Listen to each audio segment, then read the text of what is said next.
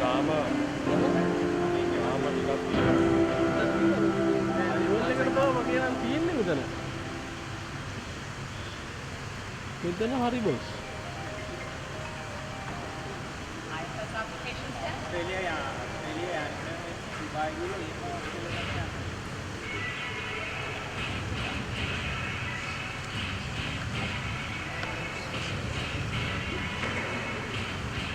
Indian car order तो हुआ रहा है नहीं Dubai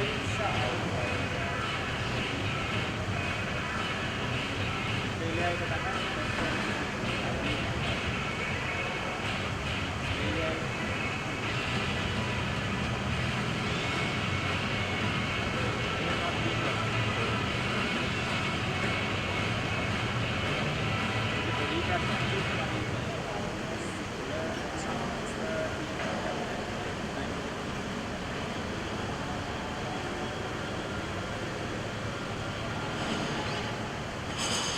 Dubai bisa kada boleh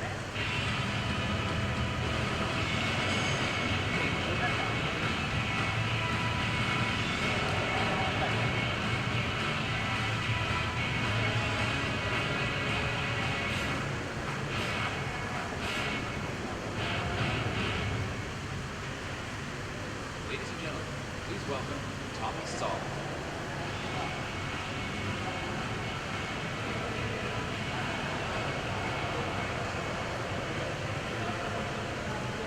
Thank you. This is a great day. Today we are also IFS applications and වන්න වැඩි දුස් camera එක වුණා. but to be able to stand here and share that experience with you, our customers, that is fantastic. There are so many new capabilities and possibilities that you and your business can benefit from. Right. This will be able to experience great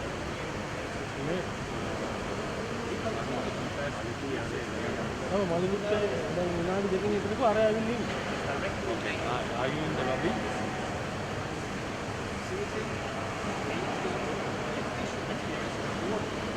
Okay. I will ask them to stand in front of the flowers there, you know, as you enter, you get the decoration. It's like connecting the devices with information. විනාඩි දෙකකින් විතරක. මේක ආවන්නේ. We will show you how you can take your business to the next level with Internet of Things and the IFS, our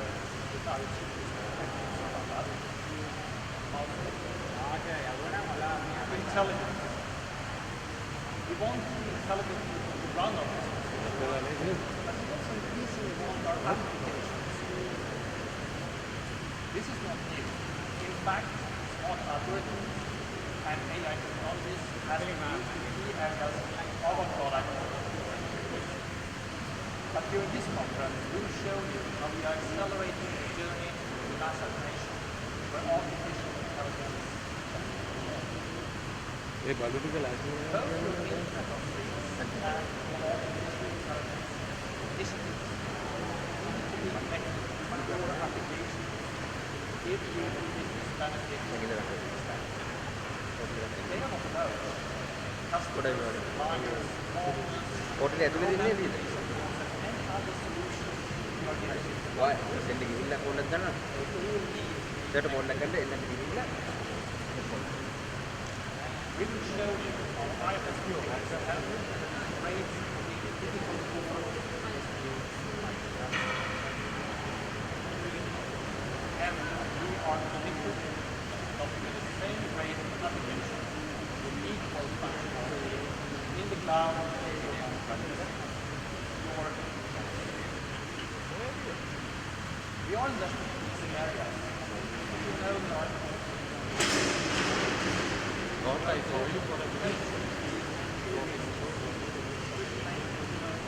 but what we also make is that we will like definitely a better solution that we can get across the line into specific functionality that will act no trends. That is exactly what we have done in IFS, where we address big trends such as servitization and internet, and also done significant investment through solution. With IFS applications then, we are ready for today, but also for what's next.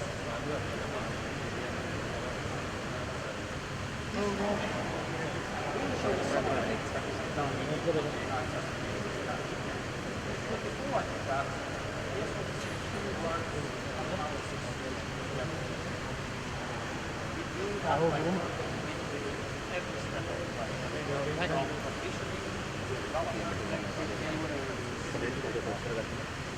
From conditioning, development,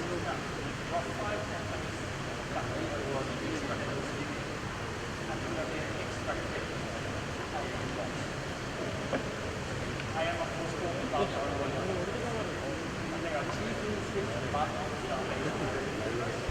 They are Holland, Nordic Foundation from the UK, and we are next to you.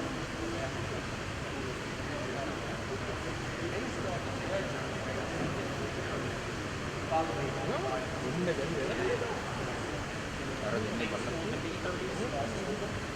they participate in the system tests, they are now combined. Today, our whole adoption has about 4,000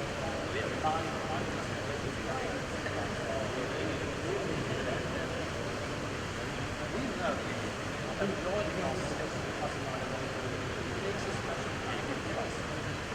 That is a trust that we have received. So I want to extend a special thanks to those of you that are here today, and all the people back in the offices that have participated. Thank you.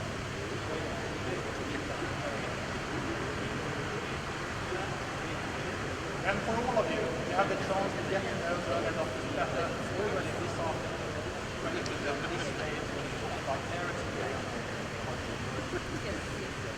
Now, many of you here today are long-time IFS customers, and you might be thinking on the simplest way to afford launching full resources. But you know what? I have never before seen such a high as we stand here today, there are many more who have reached the most fully advanced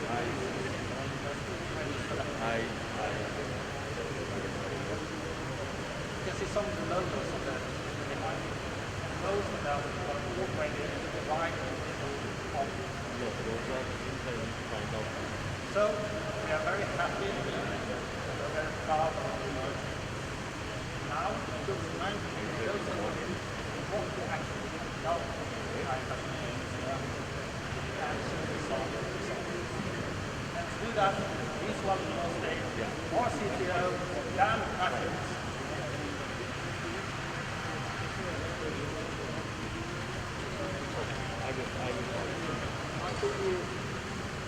Good morning, everybody. Thomas said we care all about the system. But I think we all understand that to transform your business, realize new opportunities, have a changing for deliver great products and services in a simple way. We want people to be engaged and and we believe that with so much information, they have great tools, appreciate, different software industry like we are. How great the tools are to a large extent is where the user experience. You want a user experience that's engaging, but most importantly, one that actually wants to in short, you run a better business and you create more efficient, attractive workplace with great tools and and that's why for so long we prioritize the user experience of IFS applications, most lately the IFS mobile concept IFS applications. It's also by Gartner says that people's experience of using a digital solution is becoming a leading indicator of solution business value rather than a lagging satisfaction. Already back in 2007, we defined occasional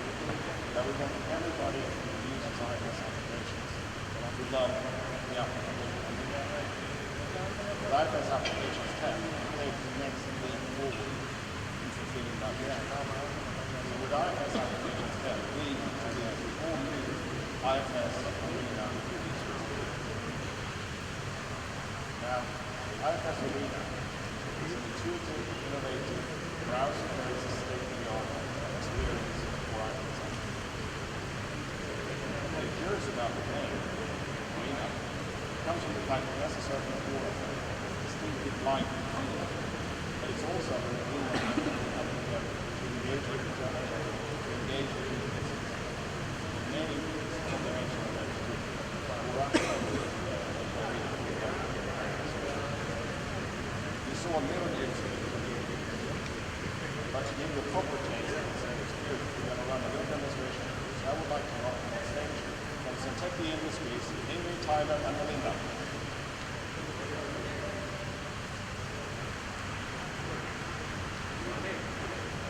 Hello and welcome to Zentechi Industries.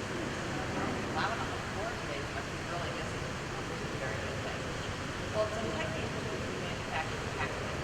And as a sales rep, I'm really excited to have a large prospect of ideal machine joining us tomorrow for packaging, as they're interested in buying some of our new higher distance packaging.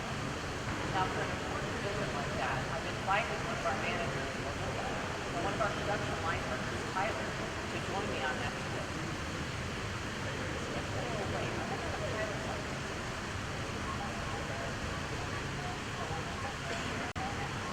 Hi, I'm Tyler. I'm a production worker. I'm sitting here in my man cave looking for a big prospect site visit. Where I just got a note from Amy saying that she wants me to be a part of that business. So what I want to do is I want to check my schedule to make sure I can accommodate that request, as well as I got a big weekend planned. I'm going to Las Vegas for my buddy's bachelor party.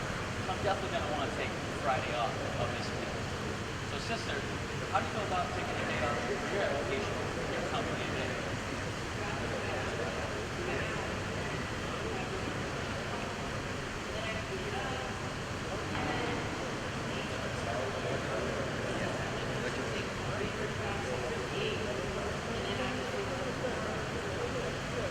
And weekend log into an application that seems so complicated and difficult.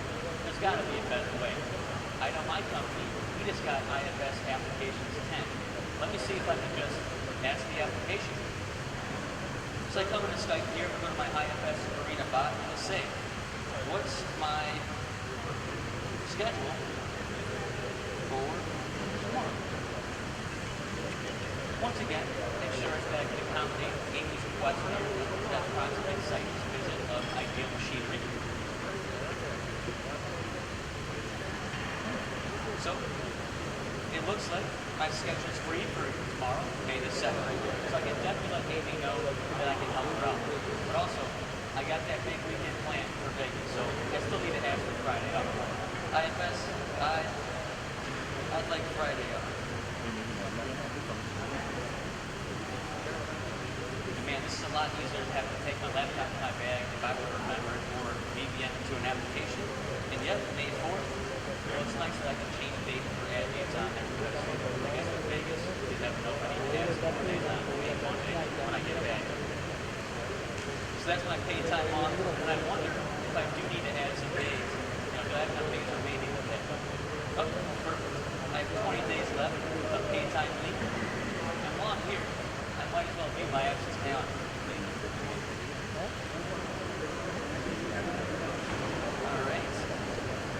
So here's my absence calendar coming up. It looks like my absence is confirmed. So my next step is my boss, Linda. So you'll have to approve that for me. And while I'm in here, I know I'm going to need some walking around money in Vegas. Let me check all my expense reports and make sure those are confirmed as well. So here's my lab. Looks like I have 3 expenses pending authorization. So I'll jump in there. I have 2 that are confirmed, but I don't think now confirmed.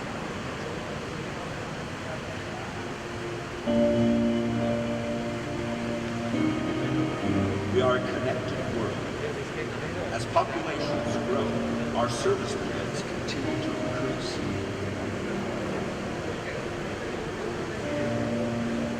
In the modern world, online access is considered almost as critical as clean water. Individuals, families, communities, to an entire population, a minor glitch can have significant consequences.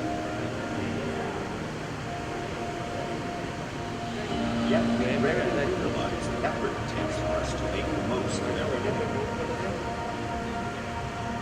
From turning on a light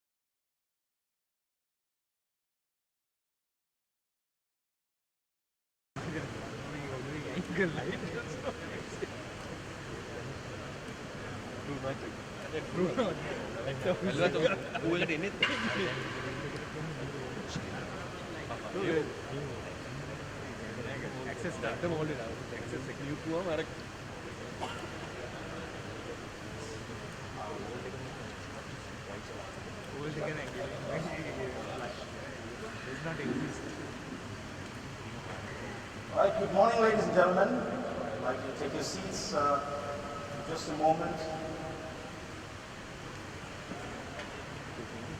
Ladies and gentlemen of the press, I want to extend to you on behalf of IFS a very warm welcome. When I say warm, I mean that both figuratively and actually if you stepped outside there, you know what I'm talking about. So, very quickly, before we start things off, I'd like to touch on, just give you a background to IFS. And I'll do that in two portions. Number one, I'll talk to you about IFS worldwide very quickly, and then touch on IFS Sri Lanka and give you a brief introduction to the global CEO who is with us today. So very quickly, IFS develops and deploys enterprise software for customers around the world who manufacture, distribute goods, and maintain assets, and also manage service-focused operations. Of the people of IFS that they provide and the support from customers all over the world has made IFS a recognized leader in its segment of offering. The team at IFS globally is numbered at about 3,500 individuals, and they service over 10,000 customers worldwide. Let me zoom in very quickly to the Sri Lanka operation. IFS Sri Lanka. IFS Sri Lanka has been around for about 22 years now. Out of the whole number of employees that I spoke of, 3,500, 1,100 of them are based here in Sri Lanka. And I must also say that 60% of product development worldwide happens here in the island, which is remarkable. IFS is also the second largest IT company in the country.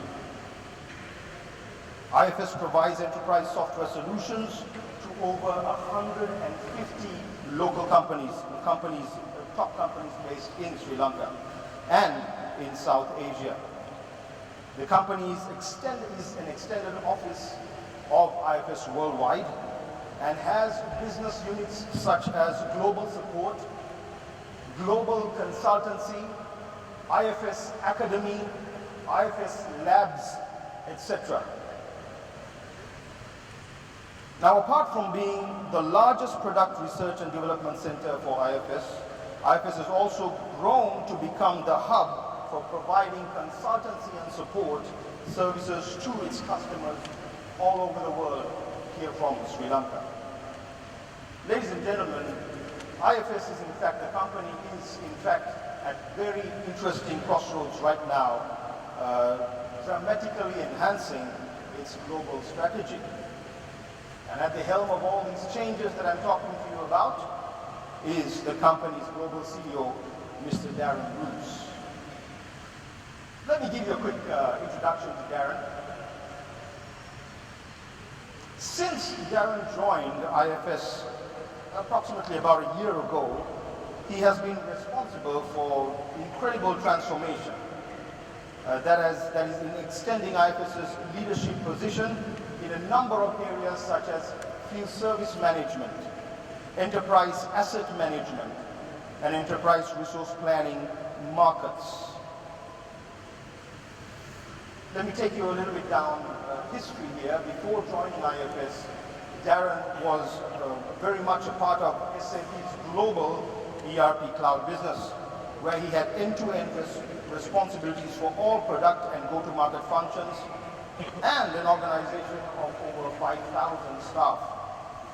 During his time at SAP, he also held other leadership roles, including general manager of Northern Europe and Chief Operating Officer of the EMEA, Europe, Middle Eastern and African market. Again, rewind a little bit more, and before joining SAP, Darren was a senior executive at Software AG, where he was president of EMEA, again the region, APJs in Asia, Pacific, Japan, and Latin America, all these regions, and a member of Software AG's Group Executive Board. Outside IFS, Darren maintains a non-executive director position at Micro Focus International. On a personal note, Darren is a father of two and is a father of three. Oh my goodness, since this was written, or a father of three, and is married and settled in the United Kingdom, and he hails from the United Kingdom this morning. Ladies and gentlemen, why don't you join me, put your hands together in Sri Lankan style. I'd like to welcome Darren Roos to the seat.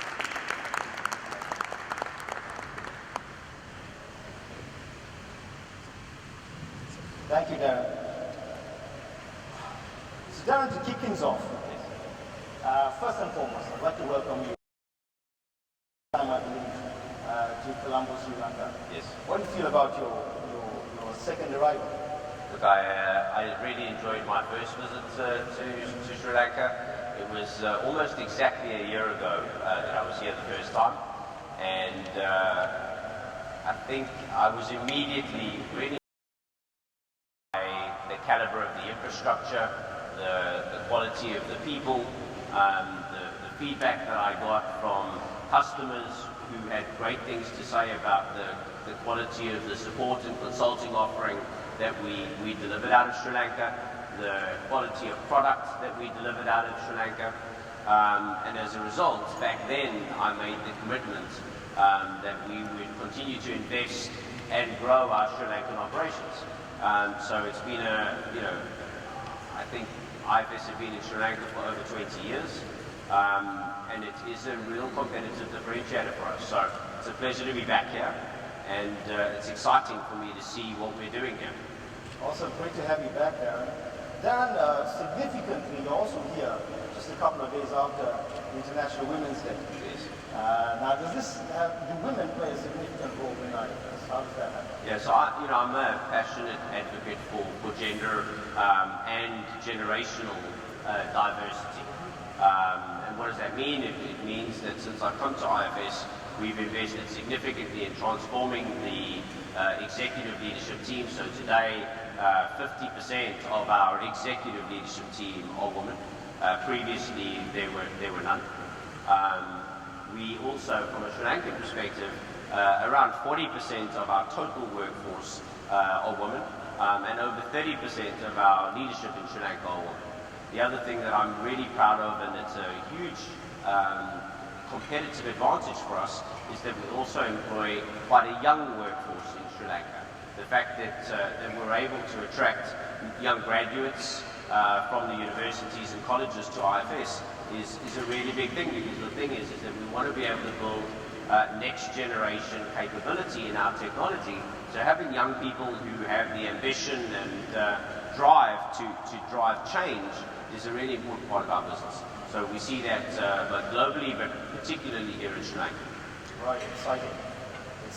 Also, Darren, it's been about a year since you assumed this current role. Yeah. And, within that time, the company has seen some of the largest or fastest total revenue grower in the company's history.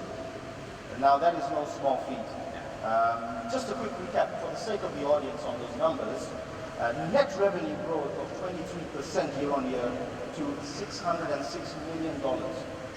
Cloud and SaaS revenue increase of up to 300% year on year. We've seen license revenue increase 22% year on year. Maintenance revenue 13% year on year. Consulting, again 10% increase year on year. EBIT 20, which was 21, 27 now, growth year on year. Can I ask you, how do you work this magic? How do you make it happen? IFS was a really, really good business long before I came along. The business had consistently grown. It had really good people. And I think what I was able to do was, a conductor of a great orchestra. The musicians understand their instruments, but sometimes you change the conductor, and the conductor has a chemistry with the staff. You get a little something. There's a secret sauce, but it's a reflection as much on the quality of the team as it is on my leadership. Perhaps more so on the quality of the team. I think to effect change as quickly as we did. And let's just put that into context. IFS has always been a growing business, but we've gone from what has typically been about 15% revenue growth annually, and 15% with some acquisition. So we've typically made acquisitions along the way. So we've had 15% of growth with the acquisitions. In 2018, we made no acquisitions and grew 23%. So, it's been 2018 has been a really great year for us. But I think a testament to the quality of the people that were there already. What's changed, I think, is that IFS has historically operated as 8 different businesses. Each of the regions operated fairly independently. And what we've done in 2018 is to get everybody working more closely together. You think of the analogy of a football team and having 11 stars on the field and all of them doing their own thing versus 11 people working together as a team. They tend to be a lot more successful, and that's really what we've had now. And I think as I engage with the leadership team here in Sri Lanka, what they tell you is that it is much more like one company now. It operates much more like one team, and I think we've seen that reflected in the results. So we have a tremendous well-oiled machine that's working right now. But also, Darren, how much of this growth has come from new sales? So our license revenue, our cloud revenue grew over 300% year on year. Our on-prem license revenue grew 22%. And if we look at the blend of the cloud and on-premise new license, about 50% of all of our new business comes from net new customers to IFS, which is a phenomenally high number in the industry. And it's a great number because what it does is it points towards our ability to go out and win new market share. What we find is that a lot of our peers generate a much greater proportion of their revenue from their installed base, but that's a diminishing return because at some point your existing customers can't pay you anymore. Your share of wallet runs out. IFS's ability to go out there and continue to grow that installed base.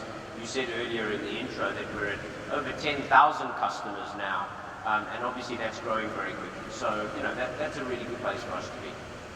Excellent, excellent.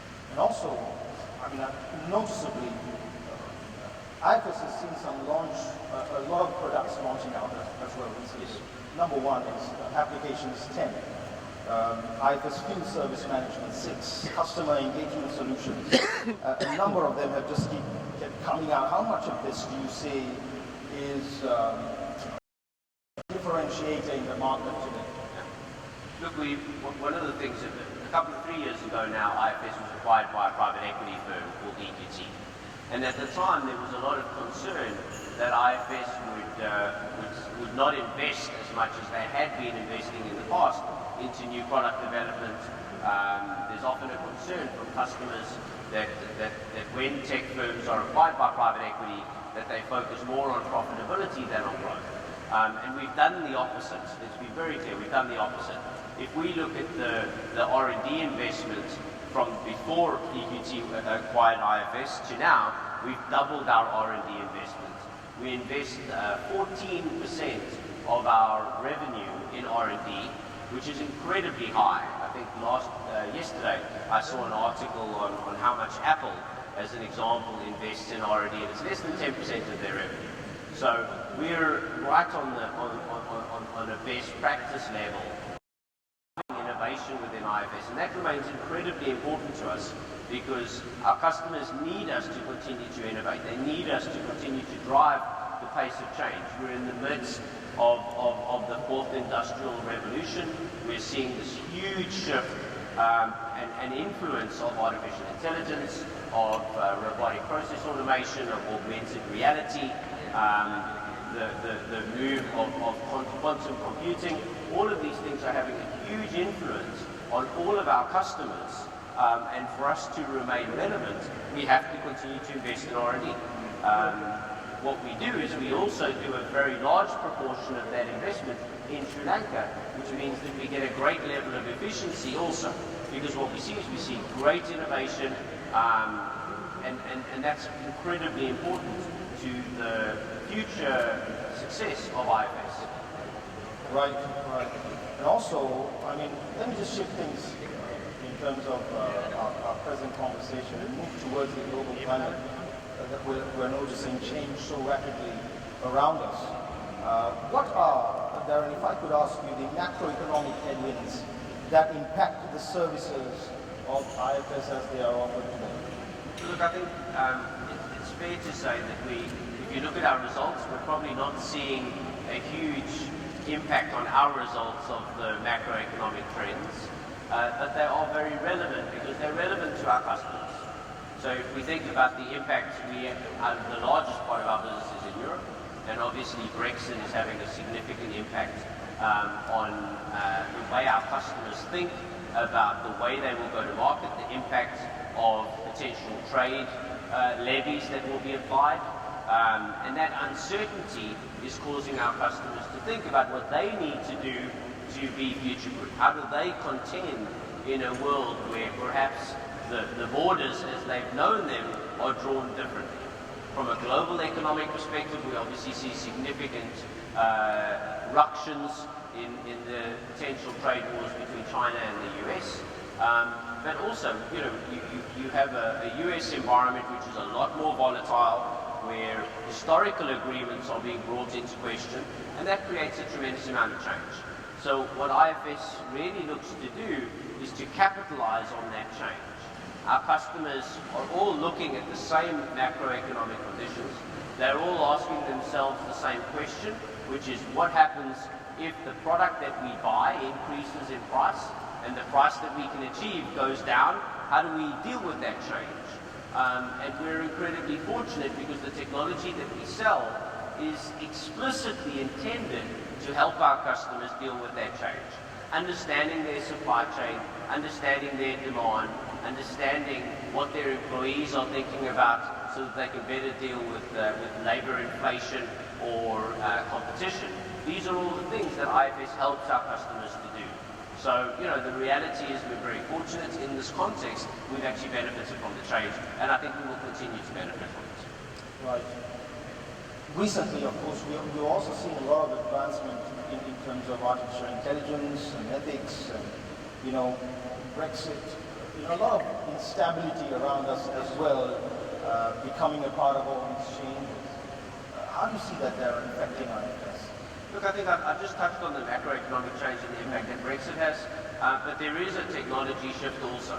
I think a lot of CEOs or executives that I talk to today are thinking about the way in which they can transform their business leveraging artificial intelligence. I think there's a lot of people, especially in the service space, thinking about how digital twins and augmented reality are going to help them. I think that really, irrespective of the industry that you're in, CEOs must be thinking about this. I was with a group of CEOs a couple of months ago. I've referenced this before, where I was talking to them about the pace of change and the impact that digital transformation has on their business. And what you find is that if you go back 10 years ago and you had a conversation with an executive, a board of a company about digital transformation or around the impact on their business of digital transformation, what you would hear is them say, yes, we're aware of it, we're thinking about it, we're discussing it, and depending on the industry, they may or may not see a threat. Today, so that was 10 years ago, today it is completely different. I do not speak to a single C-level executive who does not have a digital transformation strategy. Every CEO, CFO, CXO of any business today recognizes that they either have a digital transformation strategy or there is a risk that their business will not exist in years to come. And it's a very tangible thing. Everybody looks at it today and they go, you know, the business models of the past, the products that people consume are completely different. And I'll give you a real example of this. For Christmas, I bought my wife a guitar. And when I bought the guitar, I thought, well, what does she need to go with the guitar? So I bought an amplifier, and I bought a cable, and I bought plectrums, and I also bought a guitar tuner. And does anyone here play the guitar? Some of you? A guitar tuner is a little device that you attach to the guitar that when you play a note, it shows you whether the guitar is in tune or not, and then you can adjust the guitar strings to get it in tune.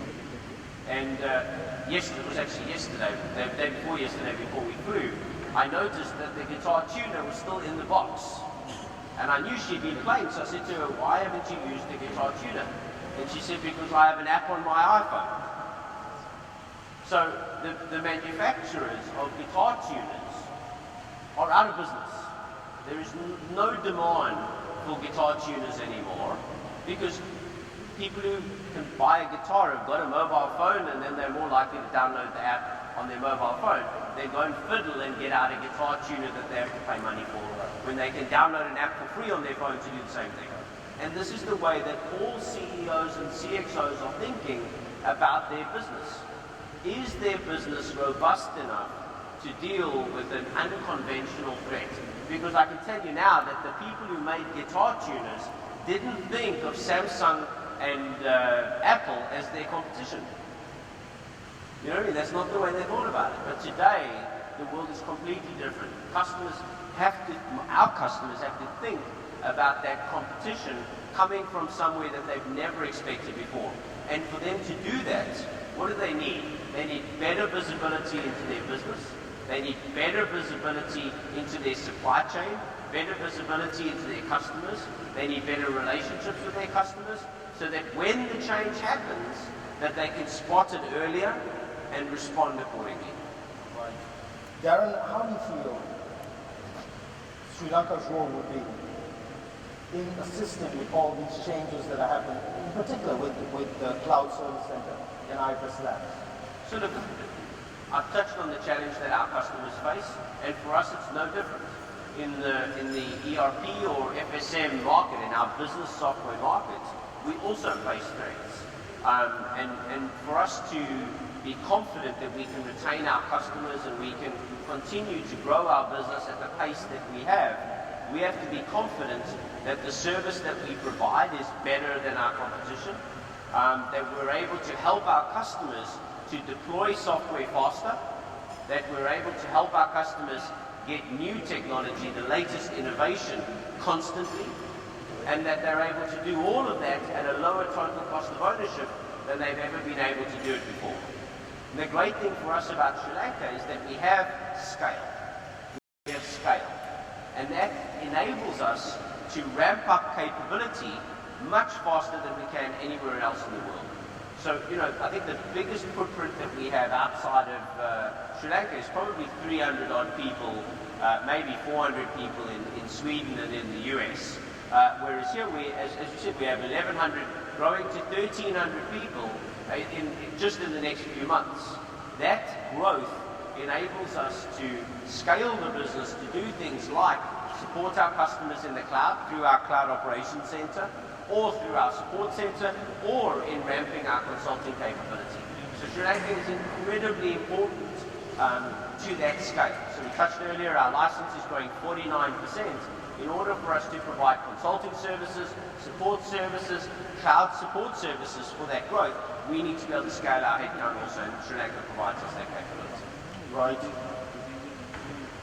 In this region, Sri Lanka and the regions surrounding, we've seen some rather high-profile events. Like one of them, of course, is the Karachi shipyard, Ideal Motors Group, Hyundai, Nishat Motors, all coming from South Asia. Darren, if you don't mind, would you talk us through some of those? Yeah. So look, it's a great point of pride for us that we don't just have a large number of people in Sri Lanka providing services to the rest of the world, but also that we're able to provide our own technology in the region. So we service Bangladesh and Pakistan out of our Sri Lanka business, led by Shiraz Lai, and we drive fantastic customer examples. Shiraz was telling me earlier about our collaboration with Toyota in Sri Lanka, Akbar Brothers, and many others, where we're able to really help to transform their business in the ways that I touched earlier. You touched on Karachi shipyards in Pakistan, so there are loads of great customer examples of how leveraging our ERP and FSM technology, we're able to help these customers to remain competitive, to help them to grow in a world where they're under the same pressures as I've touched on earlier.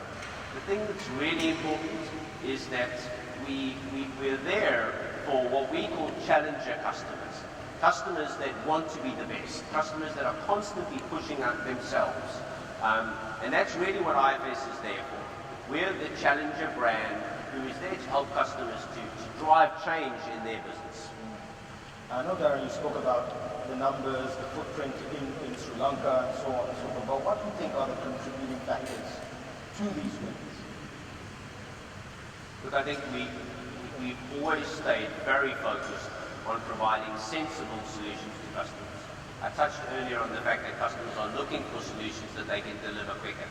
If you're the board of a company and you make a decision to put in a new underlying ERP solution, then once you make that decision, you want it to go in fast. You want to start to derive the benefits very quickly. That is a key tenet of IFS's capability, is that customers can go live quicker than with our competition. The second thing you want is you want to know that you're going to be able to get the advantage of the next generation of technologies, whether that's cloud, artificial intelligence, augmented reality, robotic process automation, digital twins. You know that you want to be able to get these things, and you want to be able to get them without having to re-implement a new solution. IFS brings that to our customers. The third thing is that you want all of those things at a lower total cost of ownership, that you can pass that benefit on to your customers. And that's a key differentiator for IFS also. So really our ability to provide those three things in a way that is really sensible, not complicated for our customers, is a differentiator for us. It is the differentiator. And if you go onto Gartner are the key industry analysts in our space.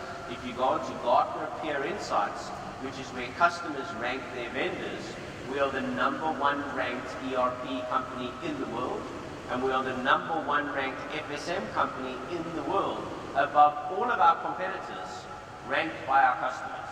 And that's the most important metric for me. So obviously we've seen some tremendous success. But I think it's safe for me to say that the work isn't quite done yet. Is Sri Lanka going to play a larger role in the times to come in the wider spectrum of regions as well, Asia, Pacific, Japan, Europe, Africa? What kind of expansion plans are inclusive of Sri Lanka? So look, Sri Lanka is absolutely a core part of our growth strategy. As we said, we'll be growing the headcount here to 1,300 in the very short term, next few months. We've just committed to new office space in Orion City, which will see us grow our total headcount in the next 12 months to 1,500, is that right? 1,500, perhaps more. So, that space is committed. So, we will grow the business to match the demand. And we do that in order to continue to support the business that we run all across the world. So, the 24/7 operations that we run here in Sri Lanka, across our support organization, across our cloud operations, across the development. We said earlier, over 60% of our global development happens in Sri Lanka. So, it isn't important, it's essential. It is an essential part of our business going forward. Right. Darren, in just a moment, we want to give the audience and members of the press an opportunity to ask us some questions. But just before we hit on that, one last question. Darren, you know that IFS has been very focused on CSR as well. Yes. And over the decades, IFS has awarded over 130 scholarships and more than 750 internships through its university collaboration programs. What are your thoughts on the CSR aspect? Look, it's something that I'm personally really passionate about. I feel like Sri Lanka has given a tremendous amount to IFS, and it's only fair that we give back. And I think that historically we've invested heavily in creating jobs, in creating really quality employment. I think that creating employment is one thing, but creating quality employment is another thing, and we continue to really drive creating quality and fair, equal opportunity employment for men and women, and I think that that's really important. But I think that what we're looking to do now is to really move beyond that to start to give back in other meaningful ways to the community. So when I was here a year ago, I challenged Ranil and the team to build a new program where we could get involved in some of the rural areas, where we could invest money in, sanitation, better infrastructure provision in the communities, education, etc. And that's something that we're now in the process of rolling out. So, I look forward to my next visit and being able to share some detail around this program with you. But the intention is that we've gotten so much from Sri Lanka as an organization. IFS benefits enormously from the incredible contribution that our team in Sri Lanka has given, and we're keen to give back. So one of the things that I've done is that globally, as you would imagine as an organization of our size, we've really focused on doing a tremendous amount to enrich communities in general. But what I've tried to do now is to, rather than in South Africa, them doing stuff in South Africa, and in Russia, them doing stuff in Russia, is to try and focus our global collective efforts on giving back in Sri Lanka. I think that will enable us to really move the needle in terms of the corporate social responsibility initiatives that we contribute to here. So I'm really excited about it. I think the team have done a lot of great work already, and I look forward on my next visit to sharing some of the detail around what we're doing. But the intention, let's be clear, is for us to meaningfully impact thousands and thousands of lives of people who need the help the most. And that's something that we're particularly committed to. Thank you, Darren. You satisfied my curiosity. That's about it from my end. But I'd like to welcome the audience to ask any questions that you would like to address to Darren. Just slip up your hand. A microphone will be brought to you. Yes? Can someone get a mic across to the gentleman, please? Right over here. In the center table.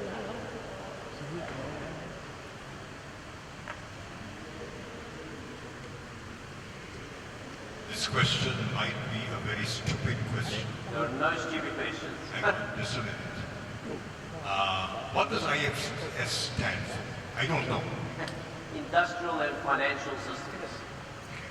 Like to expand on that, please?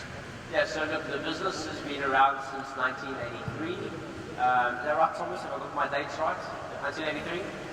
And if you go back to what software looked like in 1983, there was very little. So the founders of the business were engaged with a company that needed underlying business systems to run their business. And the systems that they provided were systems that helped an industry to run, and they were financial systems. So if you think about the software that we provide, there are financial systems that help customers run their general ledger. There are systems that help customers understand their supply chain, their customers, their HR, their procurement, and that's effectively the solutions that we provide. So industrial and financial systems was what they were providing, and hence they came up with the acronym. In fact, if you look back, a lot of the companies that were started back then had similar acronyms. Industrial financial systems. You mentioned the recruitment of females from our universities. What currently is your recruitment numbers? Sorry, what currently Is your recruitment numbers Yes. from these universities, have they gone up or have they come down? Yeah, so they continue to go up, and that's a function of both the absolute size of our business, but also the pace at which we're growing. So when I joined IFS a year ago, I would describe what was happening as largely organic growth. That we had a team which was our support organization, we had a team which was consulting, we had a team which was development, and that team would grow on an annual basis by 5 or 10%. And over the 20-year history of IFS, we grew to the several hundred people that we have. Since I've come on board as CEO and really as a result of the incredible work that the local team have done under Ranil's leadership, we've had the confidence to not just grow organically, but to grow inorganically by shifting large components of work that we had typically done in the countries. So as an example, we provided our global support offering from the country. So if you were a UK customer, you would get support from somebody in the UK. If you were a Russian customer, you would get customer support from somebody in Russia. And what we've done now is that we're in the process of shifting large chunks of that capability to Sri Lanka, and hence we've seen a significant growth, what I would call inorganic growth, to fulfill that demand. So in absolute numbers, I would say in the last year, we've grown about 300 heads, and in the year to come, I would expect another 300, Ranil, is that about right? About another 300. And that'll take us up to a total of circa 1,500 people for now, but that growth will continue. You mentioned the Karachi shipyard. How relevant is that in our context? And, very relevant, and its expansion you were speaking. Is it of any relevance to us at all? So it's very relevant because one of the ways that we grow the business here is from a sales and marketing perspective. And while Karachi shipyards are the largest shipyard in Pakistan, we serve the Pakistan market out of Sri Lanka, both from a supporting consulting perspective, but also from a sales perspective. So Shiraz, who leads the sales organization, the success that we achieve in Pakistan enables us to invest in Sri Lanka to drive scale. So I think it is very relevant. The reality is that because of the way IFS is set up today, where we do development and we do support in Sri Lanka, a customer that we win anywhere in the world actually drives growth here. So, the growth of our business, last year, as we said, 23% in total revenue. The more successful IFS is globally, the more it will drive our headcount in Sri Lanka. Thank you. Pleasure. Thank you. Anyone else, please just slip up your hand and we'll get you. Thank you, Project.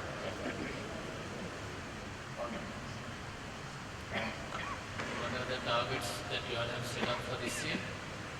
Sorry, I can't hear you. What are the targets that you all have set up for this year? Yeah, so our total license revenue, we anticipate will grow north of 20% again. Our total revenue also around 20%. And if we look at our 2018 performance, it'll be very consistent in 2019. I must highlight that that is organic growth, so that doesn't include any acquisitions that we have planned. And the first year for us was very much about stabilizing. We effected a lot of change. A lot of that change, as I said, is what's driven the incremental growth in Sri Lanka. But 2019 for us is a year where we will kick off some more M&A activity. So I would anticipate that we will grow the business significantly north of 700 million this year on the back of our organic growth, but also some M&A activity. You have, if you take the total staff, you have a lot of staff from Sri Lanka. Is it because they're cheap, or is it why you get more staff in your this thing from Sri Lanka? Look, I think that when you're looking for lower cost resource, as you can see, Sri Lanka is not the obvious place to come because there are places that we can go that are cheaper. For me, coming to Sri Lanka is about getting the right balance between what is a cost-effective environment, and that's a lot more than the cost of labor, but a cost-effective environment, as well as finding a place that we can innovate. So for example, if I'm going to reduce my headcount in Europe by 100 people, when I move that work to Sri Lanka, I don't want to have to hire 300 people to do the work. I want to be able to hire 100 people to do the work. And that's really the great balance that we have here, is that I can with confidence say that as we replace headcount, we can do it on a like-for-like basis in terms of numbers, so we continue to drive innovation and productivity, which is critically important. So, you know, we don't think of Sri Lanka as a low-cost destination for us. We think of Sri Lanka as an innovation hub for IFS. Are there any more questions? Please feel free to lift your hands. Slip up your hand, we'll get to you. There's another one in the middle. I like the questions, by the way, so that's good. I know I'm being a bit of a pain in the butt. You're not at all. I appreciate the questions. You mentioned Africa. Africa, yes. Yes. Now, Africa has got something like 44 countries. And Africa also has a very strong Chinese influence. Or Chinese influence in Sri Lanka too is quite strong, which means that you have to battle the Chinese in Africa and also very particularly in Sri Lanka. How are you doing this? Or how will you do this? Yeah. Africa is already a collection of countries that have made an impact on the world. Yeah. Look, I think that I'm happy to say that we're not having to battle China anyway. I think that the success that IFS have had very often is in countries where there are lots of challenges. I've used this challenger terminology. And what I mean by that, because it means something to us, but it's important, I guess, that people understand, is that if you look at any given market, whether that's online retail or construction or architectural design, there is always one or two companies that are at the top of that industry, and then there are a segment of customers that are challenging to become the market leader. And IFS tends to do well when companies are moving out of the incubation stage to become a challenger. And the reality is that when any region gets a load of new investment, whether that's Chinese investment or whether it's any foreign direct investment, it tends to stimulate growth, and that creates challenges. So, I think that it's interesting that you chose the words battling the Chinese. I think, in fact, we benefit from the type of investment that China brings to underdeveloped markets because it creates opportunity for us. I think that, the Chinese market itself is challenging, but for different reasons. But in terms of the opportunity that it creates for us, I think that there's certainly more positive than negative. You mentioned 14% investment on research and development. Yes. You didn't mention anything of figures involved. How many billions of dollars are you investing in terms of research and development? Yeah, you can do the math yourself. We're 608 million in revenue last year, and we invest 14% of that in R&D. This year will be over 700 million, and we'll invest 14% of that in R&D. So you can do the math. It's pretty simple.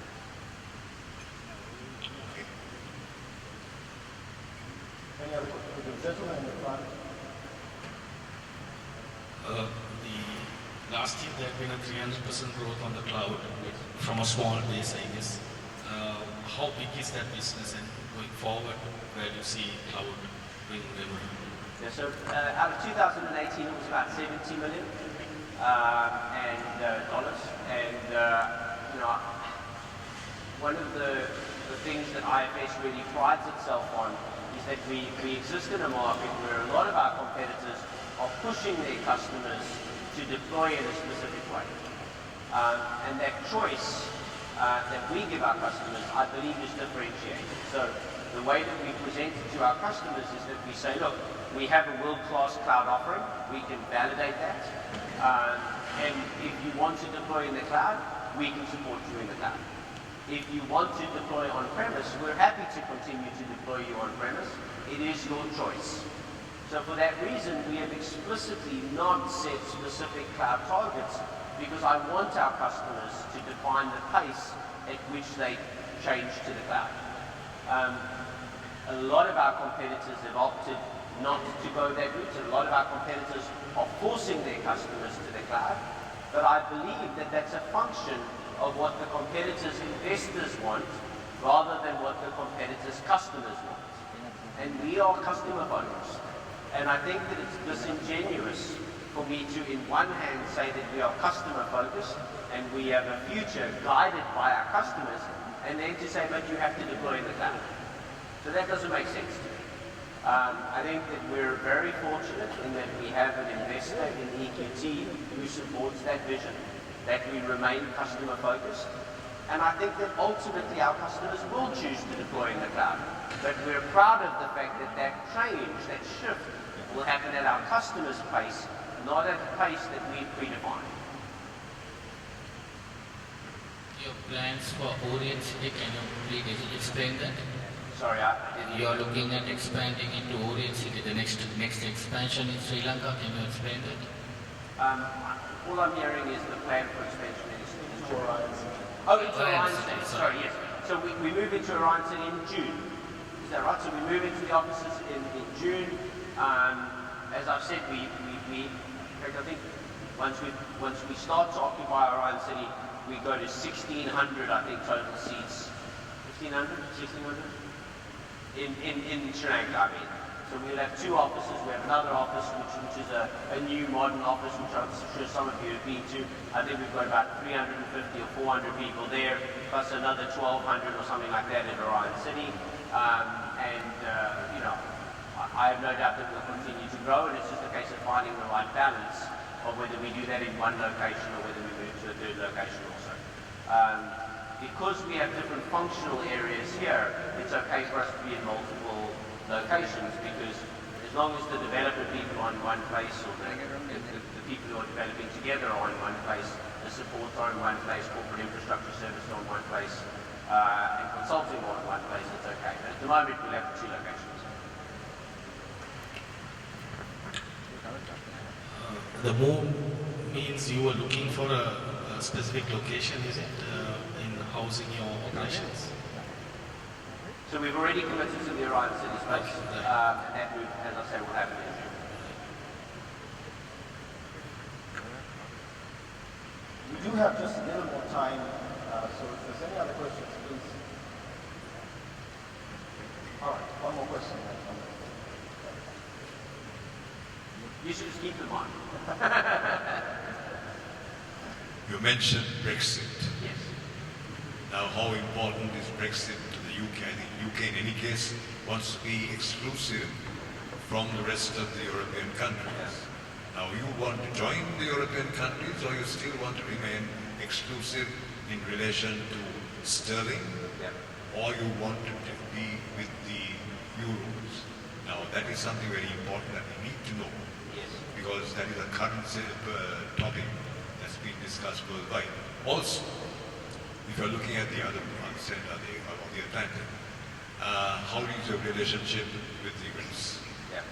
So look, it's a topic that's very near and dear to my heart, and I have to be careful what I say, because I have a responsibility as the CEO of IFS, and then because I live in the UK, I have a personal opinion which is in this context less relevant.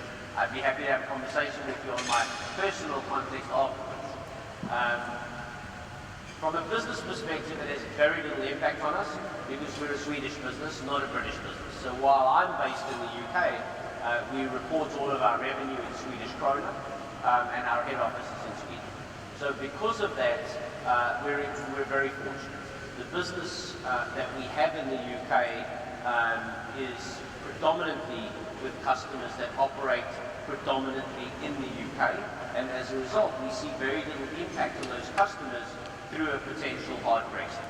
So we're fortunate in that I believe that if Brexit gets sorted out, and we're running out of time, but if there is a positive outcome, in other words, either no Brexit or a soft Brexit, as they're terming it, I think that it'll be business as usual for us, no impact whatsoever. If there is a hard Brexit, then I believe there would be some very limited impact on our UK customers only, but it's not a material impact at all on us as a group. So we're very fortunate that that is the case. I'd love to claim some credit for it, but it's not through design. It's just good fortune on the way the business is organised. I will go so far as to say that our philosophy as a business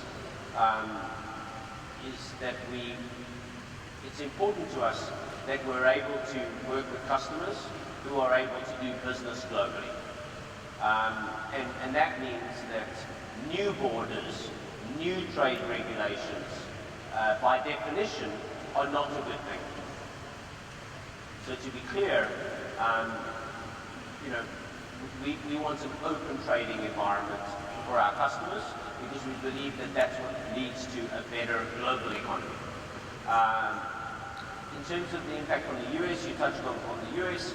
I think because of the nature of our customers, it's not a big deal whether there are specific British trade agreements with the US.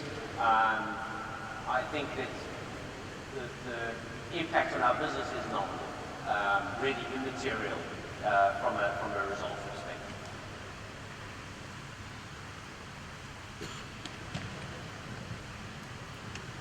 Just one question. How has been IFS's situation in terms of GDPR? What has been experienced in the first year?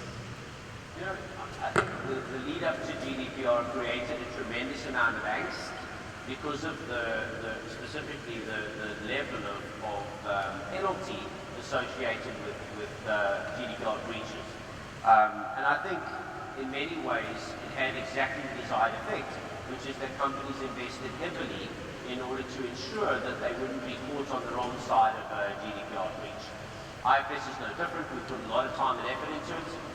We've gone through multiple external validations, and I think that it's good. I think where there's challenge, obviously, is that GDPR means different things in different parts of the world, and from an organizational perspective, it's a lot like the trade question. Having a global standard, whether that's for trade agreements, whether that's for GDPR, whether that's for data stewardship, certainly makes it easier for our customers and by implication for us. It's interesting, the whole question of GDPR and data stewardship introduces a lot of complexity for customers that again is made more complex by a move to the cloud. So, we really encourage our customers to think very carefully around the implications. I was with a large customer in Europe last week who are contemplating a global rollout of our software. And, their preference was to deliver it in the cloud for the obvious reasons. But when it comes to data stewardship specifically, so where the data could reside, was a huge issue for them because they're deploying in China, they're deploying in the US, they're deploying all over the world. And most native cloud providers would then recommend that they put their global instances into a couple of data centers. But that's not possible with the data stewardship regulations. So in this case, it absolutely makes sense for them to deploy on-prem as a first, certainly as an initial step, until they have a good understanding of the data stewardship issues in the different countries where they're deploying. So it's a really complex task and challenge that our customers face. But one of the things that customers should expect from us, and they can expect from us, is a good understanding of what the implications are as we deploy for them. Are there any further questions?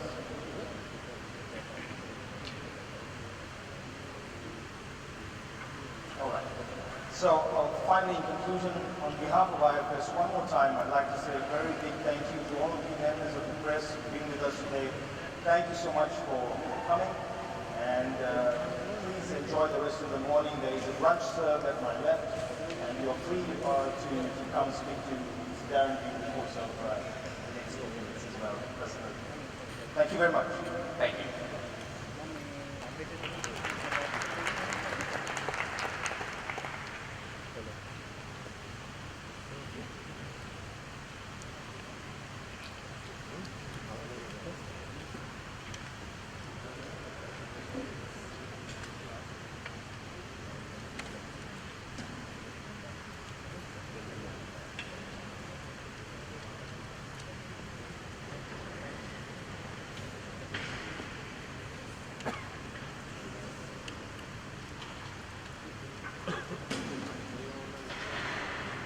एकदम